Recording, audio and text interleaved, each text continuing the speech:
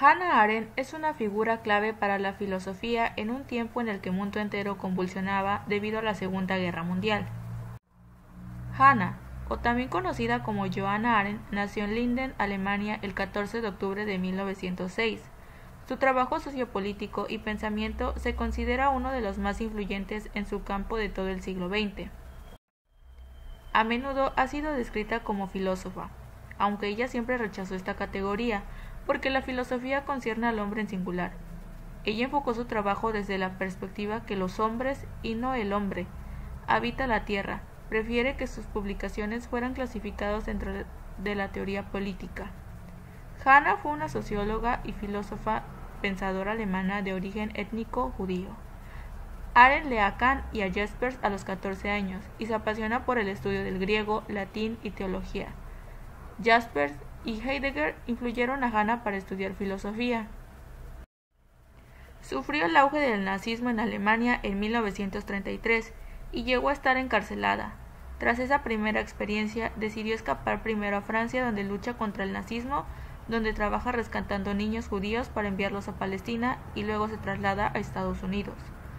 Aún en esta complicada etapa logró hacerse un hueco a pesar del surgimiento del nazismo alemán. En años posteriores se opone a la idea del Estado de Israel de David Ben y propone una federación binacional en la que ni los judíos ni los árabes gozarían de un estatuto mayoritario. Sin embargo, su modelo de Estado no es bien recibido y queda como una postura marginal y solitaria. En 1935, su primer viaje a Palestina. Trabaja en la Liga Internacional contra el Antisemitismo y a partir de 1938 en la Agencia Judía de París. En 1940 es deportada al campo Gurs gracias a su esposo. Sin embargo, consigue un visado para viajar a los Estados Unidos. Allí empieza a colaborar con el semanario alemán Aufbau. En 1944 dirige los trabajos de la Comisión para la Reconstrucción de la Cultura Judía Europea y unos años después se convierte en la directora de la Organización para la Reconstrucción de la Cultura Judía. El gobierno alemán le retiró su nacionalidad a Hannah en 1937, volviéndose apatriada hasta la década de los 50, en 1951 concretamente, año en que recibió la nacionalidad estadounidense. Hannah Arendt, en su corriente de pensamiento, cita a Sócrates y a Kant, buscando la mejora constante de su pensamiento. En la etapa de su juventud, la mayor influencia filosófica en ella fue su maestro Heidegger. Una vez concluida la Segunda Guerra Mundial, Hannah ya se encontraba instalada en los Estados Unidos de América, pasándose a dedicar a la reflexión filosófica política, siendo este el comienzo de sus obras más importantes. Desde 1951 comenzó con sus obras más destacadas hasta la década de los 70, destacando como una de las pensadoras más sobresalientes del siglo XX, teniendo los orígenes del totalitarismo en 1951, la condición humana 1958, entre el pasado y futuro 1961, Eichmann en Jerusalén 1963, Hombres en tiempos de oscuridad 1968 y finalmente Sobre la violencia 1970.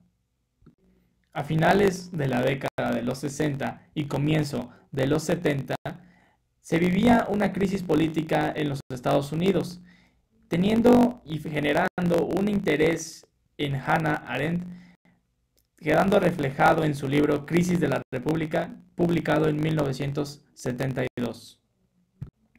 Después de vivir una infancia y adolescencia complicada por el comienzo del nazismo, después de una vida adulta como referente y pensadora destacada del siglo XX, el 4 de diciembre de 1975 muere en la ciudad de Nueva York, Estados Unidos. Aportaciones de Hannah Arendt al derecho. Arendt defendía un concepto de pluralismo en el ámbito político. Gracias al pluralismo se generaría el potencial de una libertad e igualdad políticas entre las personas. Importante es la perspectiva de la inclusión del otro. En acuerdos políticos, convenios y leyes deben trabajar a niveles prácticos personas adecuadas y dispuestas. Como fruto de estos pensamientos, Arendt se situaba de forma crítica frente a la democracia representativa y prefería un sistema de consejos o formas de democracia directa. Hannah Arendt define la pluralidad como una condición básica tanto de la acción como del discurso. Tiene el doble carácter de igualdad y distinción. Si los hombres no fueran iguales, no podrían entenderse ni planear y prever para el futuro las necesidades de las que llegarán después. Si los hombres no fueran distintos, es decir, cada ser humano diferenciado de cualquier otro que exista, haya existido o existiría, no necesitarían el discurso y la acción para entenderse. Signos y sonidos bastarían para comunicarse las necesidades básicas e idénticas. ¿Qué aportaciones hizo Hannah Arendt al derecho? Bueno, aportó una de sus obras más destacadas, sino que la más destacada, Los orígenes del totalitarismo, donde escribió sobre la filosofía, política, racismo, imperialismo y antisemitismo, dándonos los comienzos de estas corrientes que han contribuido al fenómeno del totalitarismo, fenómeno considerado como una forma política moderna que se centra en el poder de la organización, que es capaz de destruir el poder de la realidad. Para Arendt, la experiencia de la que nace este fenómeno es la soledad o ausencia de una identidad que solo es posible en la relación con los otros seres humanos. También atribuye que otra de las raíces del totalitarismo la ve en el imperialismo, que establece la diferencia entre razas superiores y razas inferiores, uniendo la voluntad de obtener beneficio a cualquier precio y la búsqueda de la felicidad.